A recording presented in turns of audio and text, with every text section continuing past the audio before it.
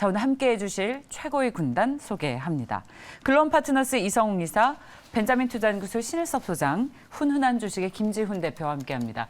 어서 오십시오. 안녕하세요. 네, 안녕하세요. 네, 그래서 오늘 저희 첫 번째 소식은 바로 이 현대차입니다. 현대차가 시장 대비 강한 흐름을 나타내고 있죠. 블룸버그에서 일론 머스크 미안, 현대차가 조용히 전기차 시장을 지배하는 중이라는 제목의 기사가 나왔습니다. 자, 오늘 3.7% 넘게 오르면서 17만 9,500원, 18만 원을 목전에 두고 있는데요. 자, 잠시 후에 이 블룸버그 기사를 소개하면서 현대차에 대한 투자 의견 정리해 보시죠. 일단 세 분께서는 현대차에 대한 투자 의견을 어떻게 가지고 있는지 여쭤봤습니다. 모두 다른 의견입니다. 이성웅 이사와 김지훈 대표께서는 세모, 신일섭 소장께서는 X입니다. 자, 그럼 신일섭 소장께 먼저 여쭤볼까요? 어떤 부분에서 가장 걱정이 크시죠? 일단 기술적으로는 월봉에서 20개월선 깨졌기 때문에 저는 20개월선 밑에 있는 거는 하지 않고요. 20개월선 밑에 있다. 네. 일단 그런 모습이고요. 뭐 그거를 뭐 기술적인 부분을 뭐 그냥 전반적으로 믿지 않으시는 분도 계시기 때문에 후행적이라고 그러면 이제 뭐 그 스토리를 얘기 드리는 거죠. 일단 앨런 머스크한테 미안할 필요는 없을 것 같고요. 억울하겠죠. 네, 앨런 기사 한번 머스크는 볼까요? 네, 테슬라의 창업자가 앨런 머스크가 아닙니다. 일단은 앨런 머스크는 원래 전기자동차에 관심이 없었고요. 그 12살 때 만들었던 게임은 우주 게임이었거든요. 우리 그 옆에도 막 천재 있잖아요. 우리 10살 때 보면은 초등학교 때 천재같이 생각하는 애 있잖아요. 근데 지금 뭐 커서 보면은 성공한 애도 있고 뭐 그런 애도 있는데 어쨌든 그때 굉장히 특이한 두뇌를 가진 애들이 있었어요. 앨런 머스크가 12살 때 우주 게임을 만들어서 친구한테 막 팔았거든요, 그거를. 그리고 스페이스 X를 먼저 창업을 했잖아요. 우주의 꿈이 있었던 사람이고. 근데 전기차를 만들어 보자고 해가지고 같이 만들어 보자고 해서 앨런 머스크가 들어간 거고 지금 그 앨런 머스크의 트위터 언급량을 비교한 게 있거든요. 지금 테슬라보다 스페이스 X 언급량이 2021년도로 역전했어요. 앨런 머스크가 트위터에서 말한 게. 그러니까 테슬라 주식도 팔았잖아요. 그때 뭐 해가지고 뭐 저기 했잖아요. 여론조사 했잖아요. 팔까요 말까요? 팔까요 말아서 팔았어요, 진짜로. 근데 앨런 머스크는 이제 관심이 화성에 이주시키는 거에 관심이 있어요. 이미 테슬라로서 달성할 수 있는 캐시카우죠. 테슬라로 돈 벌어서 스페이스X로 화성에 보내려고 하는 그 12살 때 만들었던 그 게임을 그 실현하려고 하는 사람이에요. 그 사람은 거의 8차원의 성격이기 때문에 우리가 한 8단계 앞서서 생각을 해야 되거든요. 그래서 이제 테슬라랑 그 앨런 머스크한테 미안할 필요는 없고 그냥 열심히 하면 됩니다. 그래서 일단 그 테슬라가 그래도 더 잘 나가고 있거든요. 지금 예를 들어 미국 시장이 2021년도에 순위가 도요타, 포드, 쉐보레, 혼다, 닛산이거든요. 1위부터 5위까지가. 그리고 테슬라가 전기차 판매예요? 아니면 아니요, 자동차 전체 전체예요? 판매입니다. 미국 시장 전체 판매가 도요타, 포드, 쉐보레, 혼다, 닛산 순이었고 여기서 제일 많이 오른 게 BMW였거든요. 전년 대비. 그리고 테슬라는 여기 20위권 밖에 있었어요. 테슬라는 전기차만 팔죠. 그럼 현재 어떻게 됐을까? 2022년 5월. 이 오토뷰 보면 다 나옵니다. 오토뷰. 근데 여기서 테슬라 전년 동기 2021년 1분기 대비 67.77%. 어마어마하죠. 18만 4,800대를 팔았었는데 이번 연도 1분기에 31만 대를 팔았습니다. 그래서 지금 제조사별 전체 순위의 4위가 됐어요. 엄청나죠. 전기차 하나로만 20위권 밖에서 4위로 올랐어요. 그리고 지금 여기 보면은 뭐 이 그 모델별로 보면은 아직도 포드나 뭐 도요타 이런 게 많아요. 그래서 지금 도요타가 그래서 1위인 거고, 근데 테슬라가 전기차만 팔아서 이 정도 미국에서 순위가 올라왔다는 거는 대단하죠. 그러니까 앨런 머스크는 이미 테슬라로 할 만큼 이룬 것 같다는 저의 생각이지만 아직도 테슬라의 퍼포먼스는 굉장히 화려하다. 네. 그래서 뭐 미안해할 필요는 없고 현대차, 예. 기아차가 열심히 하면 됩니다. 현대차, 기아차 오늘 그 현대가 그거니까 중심이니까 그렇죠. 보면은 현대차에 대한 투자 예, 의견. 2021년에 좋았어요. 여기 보면은 10위권 안에서 가장 상승률 높은 거 현대 기아입니다. 자랑스럽게 생각하셔도 돼요. 제조사별 판매 순위 2021년 1월부터 12월까지 도요타가 1위고 현대 기아가 다 10위 안에 있는데 상승률이 제일 높아요. 두 개가. 현대가 전년 대비 2020년이겠죠? 20년 대비 17.23% 성장했고요. 2020년에 61만 9,925대 팔았는데 2021년에 72만 6,715대 팔았습니다. 그리고 기아는 58만 6,005대를 팔았다가 67만 7,494대를 팔았고요. 대신에 1분기, 올해 1분기로 들어서는 현대 기아가 조금 줄어졌습니다. 하지만 아직도 8위, 9위를 유지하고 있다는 거. 네, 현대 기아도 대단합니다. 근데 이제 제 결론만 얘기 드리면 결론은? 현대 기아가 네. 전기자동차 부분을 분할하지 않는 이상 현대 기아가 테슬라처럼 될 수는 없다. 예. 따라서 현대차에 대한 투자 의견은 X로. 네. 투자 의견은 매력이 뭐 별로 없다라고 정리를 해주셨습니다. 기사를 다시 한번 좀 더 자세하게 보겠습니다.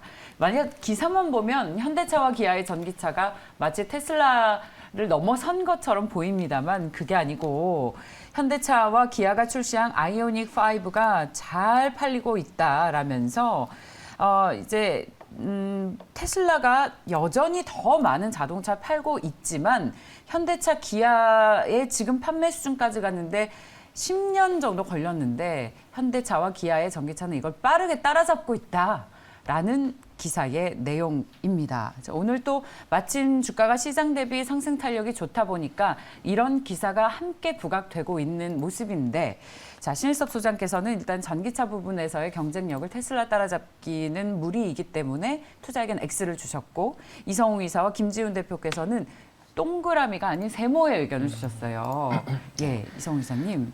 네, 일단 그 세모를 준 이유는 밸류적으로 크게 비싸지 않은 점. 뭐 크게 지금 안 좋은 케이스를 지금 시가총액 실적에 다 대입을 해보면은 그래도 한 41조 원 정도까지는 상승이 가능해요. 시가총액? 네, 이론적으로는요. 예. 그렇다고 하면은 한 10% 남았거든요. 그렇죠. 지금 시가총액이 네. 한 38조니까 네. 10% 정도의 추가 상승 여력이 있다. 네. 그렇다 보니 뭐 조정이 나왔을 때 볼 수 있는 구간인데 여기에서 생각을 해야 될 게 그냥 가장 큰 포인트예요. 북미 시장 점유율 지금 한 9%대인데 10%대 되면은 뭐 외국인이 보는 현대차의 시각, 뭐 기아차의 시각 이게 달라질 수 있거든요. 그 점을 염두에 두고 다만 오늘 주가의 기준으로 추격은 아니다라고 해서 세모를 드렸습니다. 기억해 놓을 거는 북미 시장 점유율 두 자리로 가는지 그 구간의 여부 그때 한 번 더 주가가 레벨업 될 수 있겠고요. 시장 대비해서 일단 강세입니다. 그 시장의 흐름 자체가 이게 그 우선 과대낙폭주 먼저 반등이 나고 그 다음에 차기 주도가 될 수 있는 종목군 우선적으로 상승을 한번 보여주거든요. 그렇다 보니 뭐 오늘 주요 업종 상승 여부는 챙겨둘 필요가 있고 그 중심으로 현대기아차가 보여주고 있다는 점, 그 점을 주목을 하셔야 되겠습니다. 자, 그렇다면 10% 정도의 추가 상승의 가능성이 있으니 그런 정도의 여력을 보고 들어가실 분은 괜찮을 것 같다라고 정리하면 네, 다만 되겠습니까? 오늘 추격은 아니고요. 예. 네, 다만 오늘 추격은 아니고 시장이 여기에서 제가 마지막에 그 시장과 관련해서 언급을 드리겠지만은 저희가 지금은 그 처음에 금요일에 반등이 났던 거는 낙폭과대, 이제는 그 업종군에서 올릴 만한 업종군으로 수급이 들어오거든요. 그렇다 보니 자동차는 차기 주도주가 될 수 있는 요건, 오늘만 보자면 일단 그 구성을 갖추고 있습니다. 예, 자 김지훈 대표님. 네, 일단 이성우 이사님 말씀 주신 대로 지금 자동차 관련 주식이 밸류에이션 싸다는 거에 적극 공감하고요. 예. 근데 구조적으로 일단 수요 회복이 그러니까 수요와 공급의 그게 상황이 굉장히 아직도 비탄력적이다. 그래서 장기적으로 공급 부족이 지속되면 구조적으로 가격을 계속 상승하는 거는 분명한 것 같고요. 테슬라는 이미 가격을 계속 갱신해서 그러니까 300만 원 넘게 가격을 올렸는데 현대차는 그거에 비해서는 가격을 그렇게 많이 올리지 않았거든요. 그거에 대한 좀 모멘텀이 있을 것 같고, 근데 두 번째는 전기차 프리미엄 브랜드로 제네시스를 미국 시장 택한 거는 잘한 것 같아요. 그래서 미국 시장에서 인센티브 주는 게 엄청나게 많이 줄었거든요. 그래서 딜러들한테. 인센티브 딜러들한테 하락세가 지속되고 있는데 이 부분이 만약에 상승 반전되면 자동차는 팔 시기가 올 것 같고요. 중고차 팔시기. 예. 팔시기 매도 시기. 그러니까 매도 시기요. 보유하신 분 입장에서 지금 인센티브가 계속 하락세 지속 그렇죠. 중이니까 그러니까 수익성이 더 수익성이 좋아지죠. 좋다는 회사가. 거니까 예. 팔 필요는 없는 것 같아요. 보유자 입장에서는. 예. 그리고 두 번째는 중고차가 여전히 높은 가격이 있다는 거고, 세 번째는 이 재고가 소진돼야 되는데 재고는 여전히, 그래서 아까 뭐 그 반도체, 그러니까 차량용 반도체랑 원자재 부품 가격 올라가는 거를 계속 판가의 상승 전이할 수 있는 자동차 업체는 현대기아차. 현대기아차가 거기에 포함된다. 그렇게 보고 있고요. 그다음에 이제 내연기관차가 그러니까 내연기관차의 생산 능력을 대부분 다 전기차로 플랫폼 전환하는 데 신경을 쓰고 있기 때문에 구조적으로 생산을 늘리기엔 공급을 늘리기엔 쉽지 않은 상황이다. 그래서 현대기아차는 전기차도 잘하고 있고 내연기관차도 잘 팔리고 있기 때문에 그 전기차 프리미엄 브랜드인 그 아까 말씀드린 그 제네시스가 얼마나 미국에서 잘 팔리는지 그 판매 추이하고 인센티브 하락 추세 그거 두 가지가 좀 체크 포인트가 될 것 같고 전체 판매량은 신 소장님 말씀 주신 대로 미국에서 늘지 않았거든요. 예. 그래서 실제 그렇죠. 판매량하고 그 인센티브하고 연동돼서 보시면 좋을 것 같습니다. 빠르게 추격하고 있다는 얘기지 네. 절대적인 수준은 아직 많이 못 미칩니다. 일단 추세적으로 좋은 뉴스들은 계속 맞습니다. 나오고 있고 네. 밸류에이션도 싸고 근데 20층에서 사신 분들이 워낙 많아서 적어도 20만 원대까지는 올라가야 합니다. 자, 현대차와 기아에 대한 투자 의견 세모와 X였습니다. 참고하십시오. 자, 그리고 저희 이번에는 바이오 섹터를 좀 보시죠. 셀트리온 그룹주들 저희 사실 한 2주 전부터 증권 광장에서 제약바이오주 좀 보시라. 셀트리온 이제 매력 있다라는 말씀 드린 바 있습니다. 셀트리온 그룹주 오늘 시장에서 흐름이 좋고요. 시총 상위 제약바이오들이 해당 업종 지수를 올려주면서 또 개별 재료를 내놓은 중소형 바이오 종목들도 지속해서 상승하고 있습니다. 또 대표 주식으로 SK 바이오사이언스 무려 7% 넘게 오른 11만 원 기록하고 있어서요. 저희 제약바이오주들 계속해서 눈길이 가고 있어서 특히 오늘 시장에서 집중적으로 보려고 합니다. 자, 셀트리온 그룹주들 외국인과 기관 투자자들의 매수가 들어오고 있습니다. 세 분께서 모두 다 다른 의견입니다. 그만큼 어려운 주식이죠. 이성호 이사님 5, 신일섭 소장 X, 김지훈 대표 세모입니다. 신일섭 소장님 왜 X입니까? 셀트리온 너무 어렵죠. 강성주주 분들이 많으셔. 아니 근데 예, 개인적인 맞습니다. 그 의견은 다들 뭐 많이 말씀드려서 아실 건데 그렇게 강성주주 분들 응원합니다. 근데 일단 자 유플라이마를 기대를 하고 있잖아요. 근데 이제 그 에브비의 휴미라가 좀 아쉬운 게 우리나라는 너무 제약주들이 빨리 컸으면 저도 응원을 하는데 언제면 이렇게 클까? 지금 나스닥이 맨날 뭐 안 좋다고 하잖아요. 지금 제약주들은 다 날아가고 있거든요. 에브비나 화이자나 뭐 노바티스 엄청나게 좋아. 물론 다 미국 회사가 아니라 세계적인 회사들이 ADR로 상장되어 있는 거죠. 에브비도 거의 신고가고요. 에브비의 휴미라라는 자가면역 질환 치료제가 우리가 셀트리온의 렘시마가 처음에 성공을 거뒀을 때 그 얀센의 레미케이드 오리지널을 복제한 약이잖아요. 그것도 자가면역 질환 치료제예요. 그러니까 기본적으로 자가면역 질환이란 게 원래 우리 몸에서 면역력이란 건 좋은 거잖아요. 근데 그게 너무 과도하게 발생되면 그럼 내 정상 세포까지 망쳐버리는 거죠. 그게 레미케이드를 복제해서 렘시마로 처음에 퍼스트 무버로 나서서 성공을 거뒀던 거고 이제 기대를 하는 게 에브비의 휴미라잖아요. 왜 기대를 하냐면 얀센의 레미케이드도 대단한 블록버스터였지만 에브비의 휴미라는 2012년부터 10년 동안 1위를 한 거예요. 글로벌 세계 의약품 매출 순위에서. 그러다가 작년에 갑자기 코로나가 닥쳐가지고 화이자랑 독일의 바이오엔테크가 개발한 그 백신이 1위로 올라가서 내줬죠, 자리를. 근데 10년 동안 1위를 했어요. 머크의 키트루다가 항상 2등이었고. 그리고 에브비 휴미라가 그래서 그게 이제 특허가 2023년 만료가 된다고 하니까 지금 그걸 다 노리고 있는데 유플라이마의 장점은 그것이죠. 셀트리온이 고농도로 내놨기 때문에 그 고농도의 기대를 걸고 있는 거거든요. 한 번 맞으면 횟수를 더 줄일 수 있으니까. 근데 이제 제일 먼저 나오는 거는 암젠의 암제비타예요. 암제는 다우지수에도 편입된 종목이죠. 우리나라의 제약회사보다 시가총액이 훨씬 커요. 근데 암젠도 지금 거의 신고가 수준인데 암젠의 암제비타가 내년 1월에 나옵니다. 근데 바이오시밀러에서 중요한 건 뭐죠? 퍼스트. 누가 먼저 선점하느냐. 왜냐면 약값이 50% 이하기 때문에 먼저 나가서 그걸 선점해야 돼요. 에브비의 휴미라도 30%를 낮췄어요. 그러니까 오리지널도 타격이 있는 거예요. 근데 여기서 암젠의 암제비타가 먼저 나온다는 거. 지금 셀트리온은 아마 7월달 이후에 나올 거예요. 그래서 6개월의 공백이 있기 때문에 그걸 어떻게 메꿀 것인가. 고농도라는 장점이 있지만 그 시간 싸움에서 어떻게 메꿀 것인가. 그리고 에브비의 휴미라가 전 세계에서 10년 동안 가장 많이 팔았는데 에브비는 가만히 있을까요? 에브비는 화이자의 비아그라가 그렇게 방어하려다 실패를 했지만 비아그라 그거 계속 방어하려고 노력은 당연히 할 거 아니에요. 물론 그쪽은 화학합성 의약품이기 때문에 거긴 제네릭이고 여기는 바이오 의약품이니까 바이오 시밀러겠죠. 근데 에브비는 어떻게 방어를 하냐? 에브비 자가면역 질환 치료제 제왕이에요. 여기에 스카이리치라는 게 또 있거든요. 지금 자가면역 질환 치료제 중에 에브비는 보통 크론병 아니면 장질환 그리고 건선 있죠. 건선이 나중에 관절염까지 가거든요. 여기 지금 막 꽃같이 펴가지고 판상건선이라고 막 생기면 미쳐버려요, 사람이. 근데 그게 나중에 관절염이나 이런 거까지 하는데 건선, 크론병 뭐 이런 자가면역 질환 치료제 이런 쪽인데 2023년에 만료가 돼서 지금 벌써 30% 유럽에서는 만료가 돼서 팔리고 있어요. 삼성 바이오 에피스가 만들었고 예. 그다음에 지금 셀트리온도 지금 출격을 앞두고 있고 그리고 지금 이 에브비의 휴미라가 그래서 이제 침범을 당할 우려가 있으니까 스카이리치라는 것을 여기 크론병 건선에 적응증을 넓히고 있어요. 그러니까 에브비는 그렇게 방어를 하고 있고 자기의 다른 특허 만료가 좀 남은 다른 그 자가면역 질환 치료제로 적응증을 넓혀서 방어를 치고 있고 그리고 바이오시밀러 1호는 암젠의 암제비타다. 그러니까 이런 걸 다 뚫고 램시마가 성공한 건 레미케이드가 딱 특허 만료가 되고 제일 1호로 먼저 나왔기 때문에 시장을 선점한 거거든요. 그런 시간적인 공백의 부분이 예. 좀 부담스러울 수 있다. 이런 생각이 듭니다.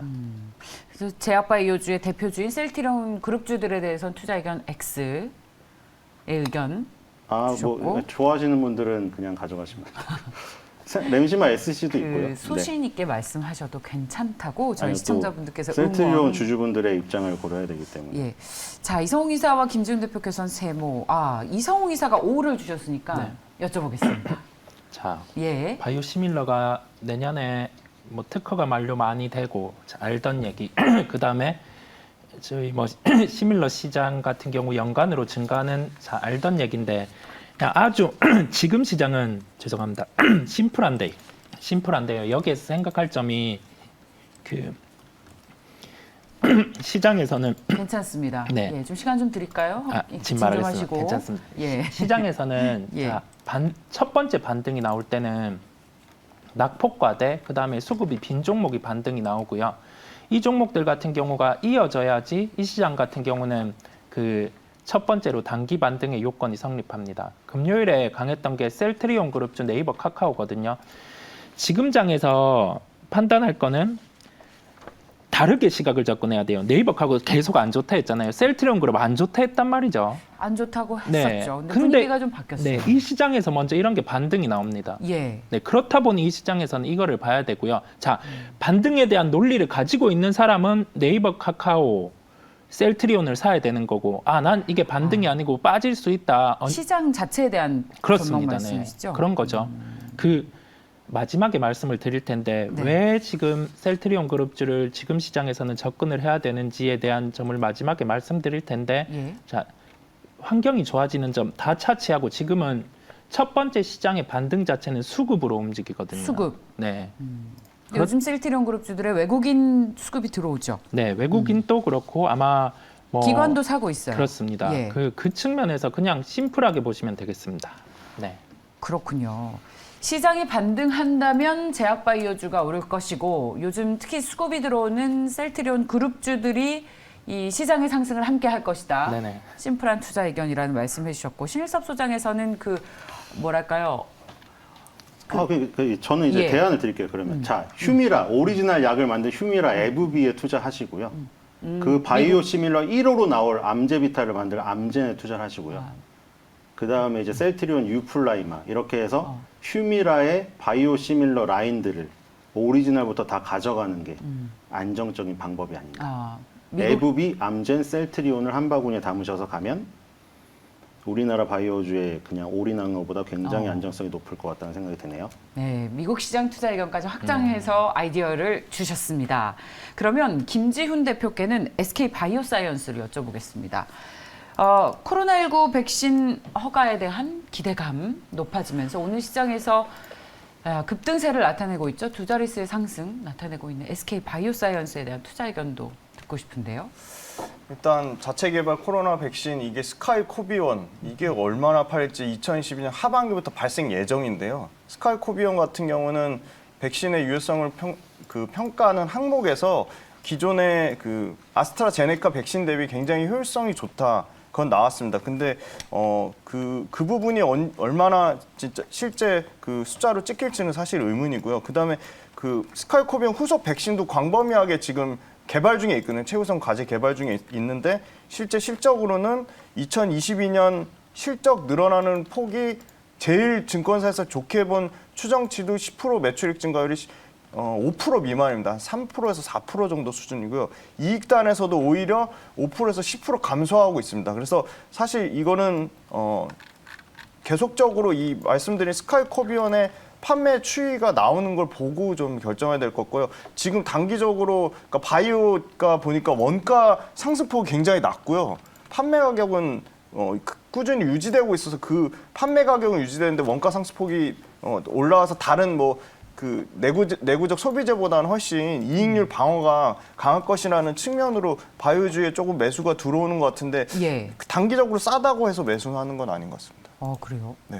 투자액은 상당히 엇갈리네요. 네. 이성욱 이사께서 외로운 길을 걷고 수급이 들어오기 때문에 충분히 지금 시장 반등과 함께, 그러니까 그런 것 같아요. 시장 반등과 함께 수급이 들어와서 오를 수 있다는 건 어떤 기술적 반등 정도의 상승을 보시는 겁니까? 아니면 뭐 아예 지금 흐름을 바꿔 놓을 수 있을 만한 수급이 들어온다는 판단이세요?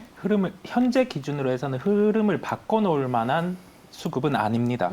그 단기 반등의 요소, 제가 방송에서 여러 번 언급드린 3가지 요소 중에 2가지를 충족했기 때문에 말씀을 드리는 거고, 아마 거래소 기준으로 보면은 지금 전자보다 SK 하이닉스가 더 강해요. 예. 저희가 이거를 생각해 봐야 됩니다. 왜 그런지, 왜 그럴까? 수급이 분명히 어느 한 종목은 몰릴 거라 한 종목은 안 몰려 있거든요. 그 기억을 해놓고 우리 지금 시장은 편견을 또 버려야 돼요. 자, 예. 안 좋은 종목들, 먼저 이 시장 같은 경우는 먼저 낙폭과대 쪽이 먼저 반등이 나오거든요. 예. 그렇다 보니 그런 쪽을 살펴보실 필요가 있겠습니다. 네. 좋습니다. 낙폭이 과대했던 종목군들의 반등이 이어질 것인데 그 대표적으로 셀트리온 그룹주 그리고 SK 바이오사이언스를 비롯한 기관과 외국인의 수급이 들어오는 종목에 관심을 가져보자라는 이성욱 이사의 의견까지 들어봤습니다. 자, 그렇다면 오늘 시장 반등하면서 또 함께 오르는 저희 앞서서 살펴봤던 현대차를 비롯한 2차 전지 관련 주식 에코프로비엠 함께 보시죠. 자, 무상증자 권리락 덕분인데 오늘 급등세를 이어나가고 있습니다. 앞으로 주가의 방향성에 대해서 이미 저희 무상증자 이슈 나올 때 많은 분들이 여쭤본 바 있어요. 그런데 시장의 기대만큼 오늘 8% 넘게 오른 13만 5,700원 기록하고 있습니다. 자, 투자 의견 정리해볼까요? 세 분께서는 어떤 의견 가지고 계십니까? 2차 전지뿐만 아니라 오늘 무상증자 권리락 이슈가 있는 만큼 또 개별 호재로도 봐야 할 것 같습니다. 신일섭 소장께서는 5, 김진훈 대표와 이성욱 이사는 세모의 의견을 주셨습니다. 자, 그렇다면 신일섭 소장, 에코프로비엠은 동그라미 의견을 주셨으니까 어떻게 투자 의견 정리해 볼까요? 네, 제가 2차 전지 계속 내려올 때다 작년 6월부터 얘기해가지고 또 차 전지에 당했습니다. 근데 지금 네, 어쩔 수 없이 인정을 해야 되는 상황이죠. 왜냐면 테슬라도 다음 달에는 양봉이 나올 것 같고요. 제가 계속 미국 4대 지수 얘기했지만, 그렇죠? 2008년 세계 금융위기에 최고의 침체권이다, 최악의. 예, 그래서 제일 절호의 매수 찬스였죠. 그 테슬라도 결국에는 다음 달이면 올라갈 것 같고요. 양봉이 나올 것 같고요. 그리고 CATL, 닝더스다이가 지금 급등해서 다시 20개선 회복했습니다. 테슬라랑 닝더스다이가 조정을 하고 있을 때 우리나라 에코프로비엠 LNF는 버텼잖아요. 그럼 이렇게 되면 또 테슬라 CATL이 살아났으니까 똑같이 따라가게 되겠죠. 그래서 에코프로비엠 LNF는 지금 위기를 넘겨버렸기 때문에, 그렇죠? 여기서 더 갈 수밖에 없는 상황이겠죠. 그래서 에코프로비엠 LNF 계속 가지고 계신 분들은 수익 극대화를 향해서 나가시면 될 것 같고요. 에코프로비엠이 지금 저 무상증자 이슈로 갔지만 이제 LNF는 지금 다 할 수 있잖아요, 사실. 사원계를 처음으로 해서 알루미늄을 처음으로 넣고, 그게 LG 에너지 솔루션을 통해서 테슬라 원통형 배터리에 들어가고, 그리고 CATL의 위협에도 대응할 수 있어요. 우리 그때 LG 에너지 솔루션은 2차 전지 그 ESS용으로만 쓰겠다고 했는데, LNF는 만약에 정말 CAT 그런 지금 보고서가 많이 나오고 있잖아요. 향후에는 이제 NCM이나 NCMA보다 이쪽이 더 점유율이 높아질 거다. 그럴 경우에 LFP 배터리가 높아질 경우에 LNF는 이미 LFP 배터리를 했었기 때문에 우리는 하면 된다라고 인터뷰에서 밝혔거든요. 그러니까 어떤 변수에도 할 수 있고 대응할 수 있고 그리고 항상 시장을 선도하고 LG 에너지 솔루션, 테슬라 라인이고 그러니까 LNF, 에코프로 BM 두 개는 좀 포스코 케미칼 가지신 분이 좀 아쉬울 수도 있어요. 혼자 코스피에 있고 약간 외롭죠.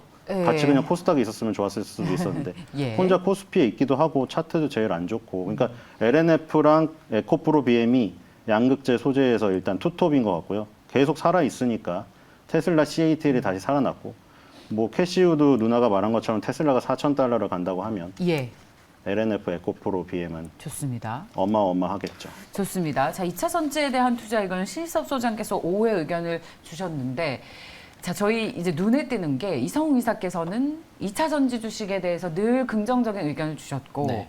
에코프로 BM이 오너 리스크로 빠질 때에도 소신 있게 투자 의견 5회 의견을 주셨는데 오늘 세모로 변경이 됐습니다.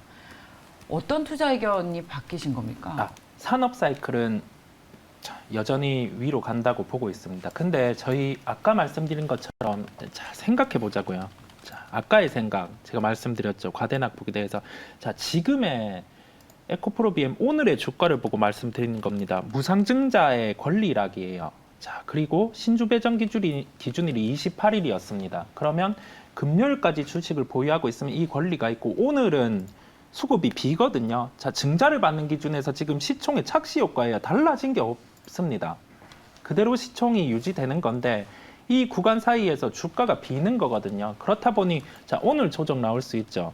자, 신주의 상장 예정일은 7월 15일입니다. 이때 구간까지는 주가 변동성이 있을 수 있거든요.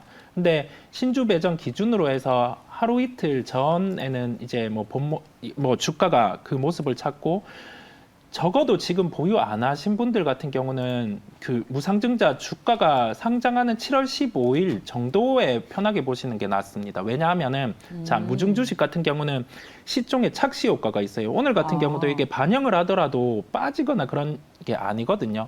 예, 비율을 따져보자면. 네. 그런 점을 저희가 생각을 해야지. 즉, 세모를 드린 이유는 오늘 이게 그 소위 말해서 최근에 무증 이런 종목들이 좋았다 보니 추격해서 맞아요. 이걸 산다. 그거는 아닌 기준에서 일단 말씀을 드렸고, 자, 신규 매수하시는 분들 같은 경우 그래도 무증이 다 반영된 7월 15일 정도 그때 보는 게 나아서 그래요? 예, 요 부분에 그 지금 현재 오늘만 봐야 되는 그러한 흐름이다 보니 제가 네, 세모를 말씀드리게. 그러니까 오늘 급등에 따라가는 게 아니라 네, 그렇습니다. 네. 이제 무상증자 이슈가 끝나는 7월 15일 이후로 신규 진입은 가능할 것 네, 같다. 수급이 빌 거고 그때 시장 환경이 수급이 빈다. 바뀌어 있을 수 있는데 그 점은 그때 가서 제가 또 뭐 현재 시총 대비해서라든지 시장 상황을 감안해서 다시 한 번 더 그때 언급을 드릴게요. 그게 나을 것 같습니다. 좋아요. 그러면 네. 에코프로 BM에 대한 투자 의견은 여전히 5인데 네, 그렇습니다. 오늘은 많이 네네. 올라서 오늘 진입은 아니다. 무상증자 권리락 이슈 때문에. 네. 김지훈 대표님 왜 세모를 주셨습니까? 네, 이성우 이사님이 다 중요한 포인트 다 얘기해 주셨는데요. 상대적으로 싸 보이는 그냥 착시 효과라고 생각하고요. 하지만 이 펀더멘탈에 전혀 변화가 없고요. 에코프로 BM도 계속 분기별로 실적을 개선할 겁니다. 2분기에 영업이 1조 가까이 나올 것으로 예상을 하고 있고요. 그다음에 제일 중요한 거는 에코프로 BM, LNF 다 확인해 봤는데 가동률 다 거의 90% 가까이 나오거든요. 역대 최대 가동률이고 지금 그 화재 때문에 중단됐던 그 캠퍼 공장도 지금 재가동되고 있습니다. 그래서 그 부분도 좀 과도한 우려가 있는데 좀 완화됐고 그다음에 양극재 판가는 3분기까지 계속 추가적으로 이미 2분기 때 20% 상승 정도 나올 것으로 예상했는데 3분기까지도 추가적으로 더 여기서 5%에서 10% 언더로 나올 것이라 보고 있기 때문에 분기별로 수익성 개선세가 지속되면 에코프로 BM은 굳이 팔 필요가 없는 것 같고 그리고 기간에 확인해봐도 양극재 단이나 동박단은요 그 계속 조금만 조정이 나와도 계속 매수가 들어온다고 합니다. 그래서 파실 이유는 없고 다만 지금 단기적으로 오른 거에 대한 조금 주의를 하자고 말씀드리는 것 같고 그다음에 저는 세모를 드린 이유는 여전히 테슬라가 강력하게 압도적으로 그 판매량에서 1위를 내려오기는 어려울 거라고 보기 때문에 테슬라 향으로 가장 강력한 밸류 체인을 갖고 있는 LNF를 최선호주로 보기 때문에 세모를 드렸습니다. 만약에 2차 전지 관련해서 주식을 산다면 LNF가 1등, 네, 맞습니다. 2등 정도 네, 에코프로미에 2등은 충분히 가능할 것 같습니다. 2등은 충분히 네. 가능하다. 그리고 이 2차 전지 관련 주식은 꾸준히 기관 투자자들의 네, 매수가 들어오고 매수가 있는 들어오고 점에 있습니다. 네. 집중하고 계시고 네. 삼성 SDI가 오늘 3.6% 오른 57만 원 기록하고 있는데 증권사에서 이제 호평이 나왔어요. 이익을 이 추정치를 굉장히 높여 잡는 그런 모습이 보였습니다. 김지훈 대표님 이어서 계속 얘기를 해주신다면 SDI도 괜찮겠습니까? 함께 네, 봐도. 삼성 SDI는 LG 에너지 솔루션하고 차별화된 거는 굉장히 보수적으로 전략을 가져와가지고 가격 방향 위주로 했는데 우리도 이재용이 가가지고 이제 그 삼성 SDI 사장 데리고 가가지고 우리도 공격적으로 좀 해보겠다 수주. 그럼 굉장히 긍정적으로 보고 있고요. LG 에너지 솔루션 기술자들 만나보면 삼성 SDI를 두려워합니다, 굉장히. 아 그래요? 네, 굉장히 두려워하고 있습니다. 그래서 오. 삼성 SDI가 조금만 더 캐펙스 투자를 하면 굉장히 금방 금방이라는 얘기 제가 조심하겠습니다. 그러니까 삼성 SDI가 많이 벌크업할 것이다. 그렇게 보고 있고요. LG 에너지 솔루션 이익률이 굉장히 낮습니다. 그 부분에 대해서 조금 더 생산 효율성을 높인다든지, 그러니까 고객사는 엄청 다변화해가지고 많이 벌려놨는데 실제 벌어들이는 이익은 그렇게 크게 적기 때문에 LG 에너지 솔루션보다는 오히려 LG 에너지 솔루션 때문에 가려진 양극재 밸류 체인을 다 통으로 먹으려고 하는 LG화학이 훨씬 더 매력적이라고 보고 있습니다. 네. 그 밑단에 LG 에너지 솔루션보다는 삼성 SDI, 네. 삼성 SDI보다는 LG LG화학. 화학이 네, 맞습니다. 예, 저희 또 이 분야 전문가이신 김지훈 대표께서 산업단의 얘기를 듣고 해주신 투자 의견도 잘 기억하시기 바랍니다. 자, 그리고 오늘 전기가스 요금 인상안이 발표되죠. 오늘 오후에 전기요금과 가스요금 인상안 발표가 있을 것 같습니다. 관련해서 오늘 한국전력 주식을 좀 볼까요? 자, 이 적자의 늪에서 벗어날 수 있을지, 주가도 함께 따라갈 수 있을지 1.5% 오른 22,850원을 기록하고 있는 한국전력에 대한 세 분의 투자 의견을 듣고 가겠습니다. 자, 세 분 모두 투자 의견이 다릅니다. 이성웅 이사 O, 신일섭 소장과 김지훈 대표께서는 X의 투자 의견입니다. 자, 그럼 이성웅 이사님 먼저 듣겠습니다. 네, 예. 아주 심플합니다. 더 이상 적자가 나빠질 게 없는 구간에서 더 이상 제가 나빠질 게 없다. 생각해야 될 건 지금 당장 전기료를 올리냐 마냐 이게 중요하지 않습니다. 이 타이밍의 문제겠고요. 이거를 지금 당장 매수하라는 건 아닙니다. 저희 다 감안해 보면 22,000원 이하에서는 편하게 사셔도 되거든요. 그 생각을 해야 되겠고, 자, 정부의 정책 자체가 원전과 함께, 원전도 될지 뭐 안 될지 모르겠지만은 된다는 시각 안에서 작년 기준으로 원전 가동률이 한 70% 수준이거든요. 근데 이게 90% 수준까지 올라오면 일단은 1차적으로 한국전력이 4조 원의 비용 절감 효과가 있습니다. 그리고 뭐 연동제 부분의 전기료에 대해서 조정이 지금 나타날지 않을지 이거를 추진하지 않으면 오늘 주가는 또 빠질 겁니다. 그때 빠질 때는 저희가 22,000원 이하 구간에서는 약간의 뭐 과매도 구간이거든요. 그렇다 보니 저희가 그 점은 염두에 두고 더 이상 나빠질 게 없는 구간에서는 조금만 긍정적인 요인이 발생을 하면 주가의 그 상승 속도는 빠릅니다. 하방은 닫혀 있는 구간에 상방은 더 열려 있는 그러한 구간이기 때문에 오를 말씀드렸습니다. 근데 뭐 연로비 연동제 가지고 다 적자를 만회할 수는 없지만 오르면 좋겠죠. 한국전력은 그냥 그렇게 활용하면 되는 겁니다. 10년 이상 장기 투자에서 우량주 장기 투자 뭐 그런 문화가 정착돼야 된다 이런 캠페인이 많았잖아요. 근데 한국전력에는 해당되지 않고. 근데 이 한국전력은 어떻게 해야 되냐면 지금 사서 이제 올라가는 거를 몇 년 즐기다가 그냥 초장기 박스권이에요. 91년부터요. 지금까지요. 네. 그러니까 지금 박스권 완전 바닥이거든요. 이게 일봉도 아니고 연봉이에요. 예. 한국전력은 지금 사야 되는 타이밍은 맞아요. 초장기적으로. 이런 스타일을 원하신다면. 근데 위메이드 같은 거 좋아하시는 분들은 한국전력에서 못 기다리실 거예요. 무슨 얘기인지 자신의 성향에 맞게 너무 잘 하시면 알겠습니다. 될 것 같습니다. 예, 김지훈 대표님. 장이 변동성이 커지면 더 포트폴리오를 압축해야 되지 않나 그런 생각이 들고, 그래서 메리트가 너무 낮으니까 굳이 투자해야 될까 저는 개인적으로 그렇고, 지금 영업 손실 1분기에 7.8조 났고 지금 전체적으로 21조 손실 나는 거를 메꿔야 되는데 부동산 팔아야 되고 자회사 지분 매각해야 되고 경영 효율화 한다고 해도 재무 건전성은 계속 악화되니까 투자하기엔 너무 리스크가 큰 것을 안고 간다 그렇게 볼 수 있을 것 같습니다. 예. 무슨 말인지 너무나 알 것 같습니다. 한국전력의 주식이 말씀하신 것처럼 위메이드처럼 막 급등이 많이 나오고 그렇다고 많이 떨어지는 소위 저희가 이런 시쳇말로 섹시한 종목은 사실 아니기 때문에 그런 의미로 얘기를 해주셨고 그리고 박스권의 하단이기 때문에 더 떨어지진 않는다. 안정적인 투자를 원하신다면 그리고 오늘 가스요금 인상, 전기가스요금 인상과 관련한 뉴스가 있으니까 접근해 보셔도 괜찮겠다. 최소한 이거 사서 더 빠지진 않을 것 같다. 네네. 그리고 그런 투자 의견. 네. 예. 네. 좋습니다. 자, 좋은 타이밍님께서 한전은 공기업 이익 집단이 아니라서 주가에 관심이 없다라는 말씀도 첨언해 주셨고요. 자, 그렇다면 오늘 저희 세 분 보내드리기 전에 시장 이야기를 좀 해봐야 할 것 같습니다. 주식시장 변동성이 워낙 커서 가장 궁금하신 거는 결국 시장의 방향성일 텐데 그래도 이 며칠 동안 흐름이 좀 나쁘지 않아서요. 우리 시장은 상승을 시도하는 중인지 전반적인 시황 인식 어떻게 하고 계신지 여쭤보고 가겠습니다. 자, 세 분께서는 어떤 의견을 가지고 계실까요? 한국 증시 상승 시도 중입니까? 라고 여쭤봤더니 이서웅 이사께서는 세모, 신일섭 소장 X, 김지훈 대표 세모의 의견 주셨습니다. 먼저 김지훈 대표께 여쭤볼게요. 이번 주 시황을 어떻게 예상하면서 접근하고 계십니까? 시황 예측은 잘 모르겠는데 보니까 일단 제일 큰 업종이 IT 쪽에서 수요 부지, 그다음에 반도체 업종 이익 하향 리스크, 그리고 밸류에이션 선반영 논리 이 세 가지는 어느 정도 주가에 좀 반영된 부분 반영이 됐다고 저는 그냥 개인적으로 보고 있고요.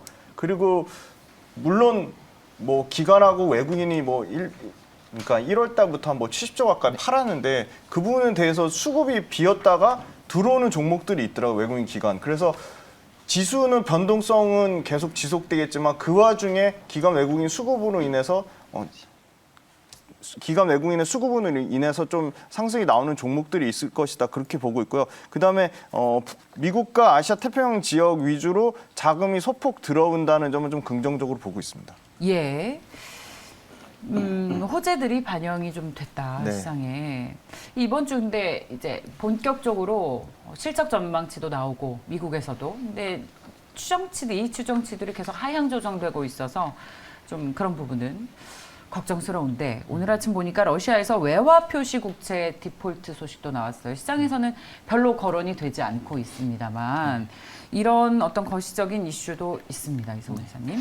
네, 이게 기존에 계속 가능성이 있다고 부각이 되어 왔었고, 뭐 러시아 측면에서도 충분히 이 부분에 대해서 인지를 하고 있고 글로벌 모두 인지를 하고 있었기 때문에 이와 별로 같은 거론이 안 되는 거군요. 변동성이 크지 않은 것으로 보이고요.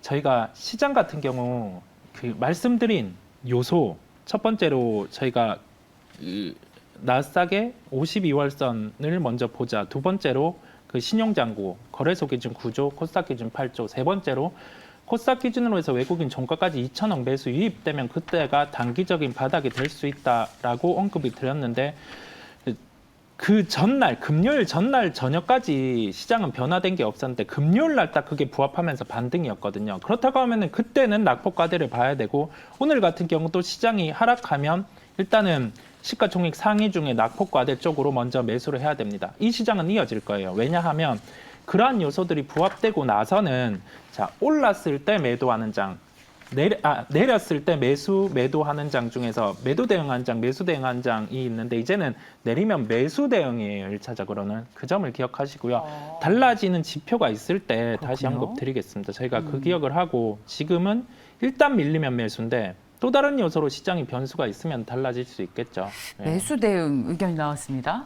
예, 지난주부터 얘기 드렸는데 고무줄 얘기를 많이 드렸거든요. 고무줄이 끝까지 땡겨 올라가서 이제 끊어질 때까지 땡겨졌다. 급반등이 나올 가능성이 있기 때문에 그 얘기 계속 드렸고요. 미국 시장 기준이었고 지금 용수철처럼 튀어 오르기 시작하는데 왜 그런 얘기냐면 미국 시장의 확률을 믿을 수밖에 없죠. 지금 2008년 금융위기로 망가진 이후에 최저 침체권입니다. 이거 다우지수고요. RSI 기준으로 지금 2008년 세계 금융위기 이후에 최저치로 내려왔죠. 지금 2016년과 2020년 그 치로 내려왔죠, 지금. 그리고 그럼 제일 나쁜 나스닥은 어떠냐?